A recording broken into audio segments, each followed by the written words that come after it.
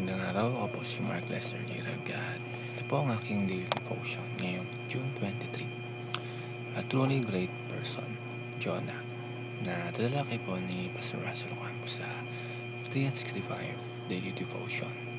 At ang Bible verse ngayong araw ay galing sa Jonah chapter 3. Ang sabi po ay, Jonah goes to Nineveh. Then the word of the Lord came to Jonah a second time. Go to the great city of Nineveh and proclaim to it the message I gave you. Jonah obeyed the word of the Lord and went to Nineveh. Now, Nineveh was a very large city. It took 3 days to go through it. Jonah began by going a day's journey into the city, proclaiming 40 more days and Nineveh will be overthrown. The Ninevites believed God. A fast was proclaimed, and all of them, from the greatest to the least, put on sackcloth. Sa Jonah chapter 3, matapos iligtas ng Diyos si Jonah mula sa loob ng malaking isda, muli siyang binigyan ng pagkakataon na sundin ang utos ng Panginoon. Sa pagkakataong ito, pumunta siya sa lungsod ng Nineveh upang ipahayag ang mensahe ng Diyos. Ang Nineveh ay isang malaking lungsod na nakilala sa kanilang kasamaan.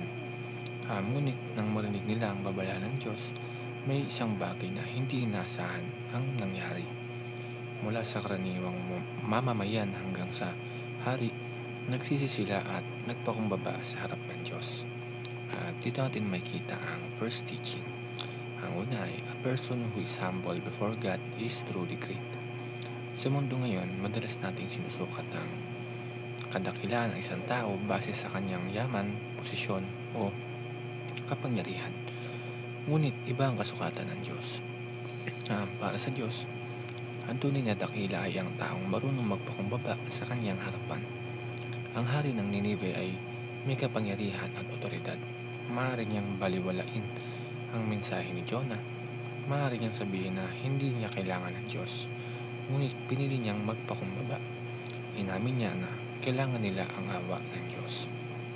At ang pangalawa, godly leadership sets an example for others to follow. Nang magpakumbaba ang hari, sumunod ang buong bayan. Hindi lamang siya nagsalita tungkol sa pagsisi, pinakita niya ito sa kanyang mga kilos. Ito ang kapangyarihan ng mabuting halimbawa. Maging tayo man ay magulang, estudyante, empleyado, lider o simpleng miyembro ng pamilya, may mga taong nakatingin sa ating buhay.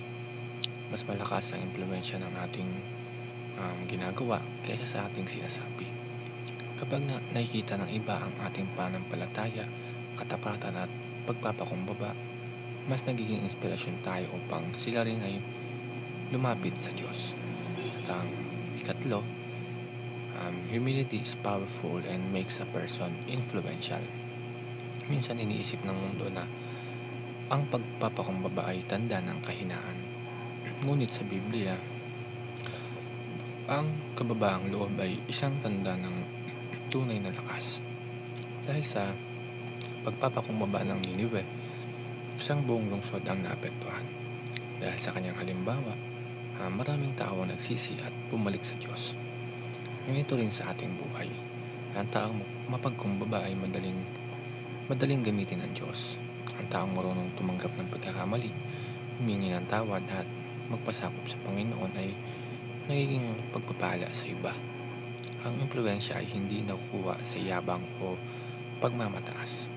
Ang tunay na impluwensya ay nagmumula sa isang pusong nagpapasakop sa Diyos. Yun lamang po.